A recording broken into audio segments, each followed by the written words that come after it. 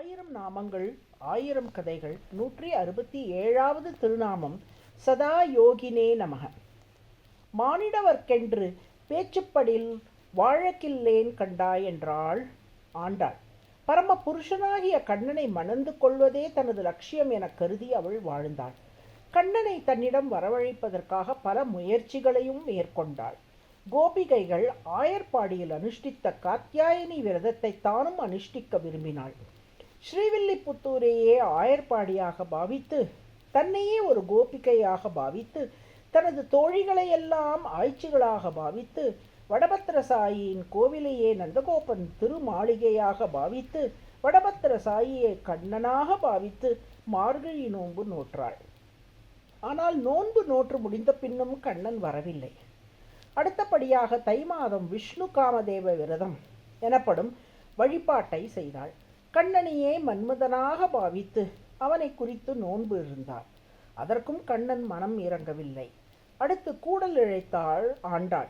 ஒரு பெரிய வட்டத்தை வரைந்துவிட்டு கண்ணை மூடியபடி அதற்குள் சிறிய வட்டங்களை போட்டுக்கொண்டே வர வேண்டும். சிறிய வட்டங்களின் எண்ணிக்கை இரட்டைப்படையில் இருந்தால் நினைத்த காரியம் நடக்கும், ஒற்றைப்படையில் வந்தால் நினைத்த காரியம் நடக்காது என்பார்கள். கூடல் இழைத்த போது அவளுக்கு இரட்டைப்படை எண் கிடைத்தது. ஆனாலும் கண்ணன் வரவில்லை. அடுத்து மேகங்களை கண்ணனிடம் தூது அனுப்பினாள். தனது நிலையை அவனிடம் எடுத்து சொல்லும்படி அவைகளிடம் சொன்னாள். மேகங்கள் தூது மொழிந்தும் கண்ணன் வரவில்லை. குயில் கூவினால் மனதுக்கு பிடித்தவர் வீட்டுக்கு வருவார் என்றோர் ஐதீகம் இருப்பதாக அவளது தோழிகள் கூறினார்கள். அதனால் உலகளந்தான் வரக்கூவாய் என்று குயிலை கூவ சொன்னாள்.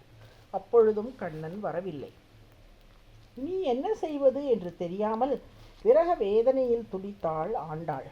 அதை கண்ட அவளது தந்தை பெரியாழ்வார் ஸ்ரீவில்லிபுத்தூரில் சயனித்திருக்கும் வடபத்திரசாயி எனப்படும் வடபெருங்கோவிலுடையானிடம் சென்று, எம்பெருமானே, என் மகளை இப்படி தவிக்க விட்டுவிட்டு நீ உறங்கிக் கொண்டிருக்கிறாயே, இது நியாயமா?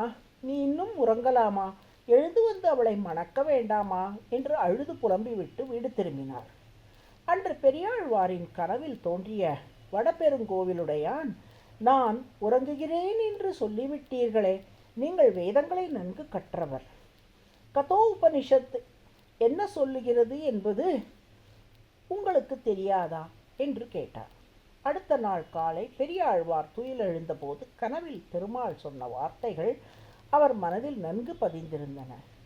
ஏஷ சூப்தேஷு ஜாகர்த்தி காமம் காமம் புருஷோ நிர்மிமான என்ற கதோபனிஷத் வாக்கியம் அவரது நினைவுக்கு வந்தது. இறைவன் எப்பொழுதும் விழித்துக் கொண்டிருக்கிறான். தூங்கிக் கொண்டிருக்கும் மனிதனுக்கு கனவு உள்ளிட்ட அனுபவங்களை எப்பொழுதும் விழித்திருக்கும் அந்த இறைவன் தருகிறான் என்பது இதன் பொருள்.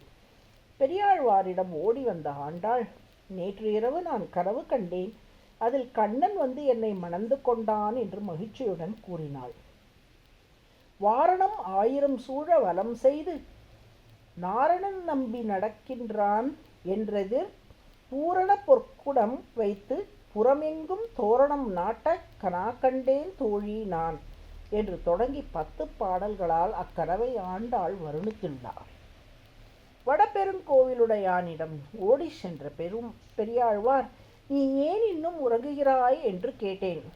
ஆனால் நீ எப்பொழுதும் விழித்து கொண்டிருந்து தூங்கிக் கொண்டிருக்கும் எங்களையெல்லாம் காக்கிறாய் என இப்பொழுது உணர்ந்தேன் என்றார். பின்னர் ஆண்டாளை ரங்கமன்னார் மணந்த வரலாறு வாசகர்கள் அறிந்த ஒன்றே. இவ்வாறு எப்பொழுதும் விழித்திருந்து உலக வாழ்வாகிய இருளில் உறங்கும் நமக்கு வைத்தியம் செய்வதால் திருமால் சதாயோகி என்று அழைக்கப்படுகிறார். அதுவே சகசிரநாமத்தின் 167வது திருநாமம். சதா யோகினே நம என தினமும் சொல்லி வருவோரே அறியாமை என்னும் தூக்கத்திலிருந்து எழுப்பி நல்லறிவை திருமால் அருளுவார்.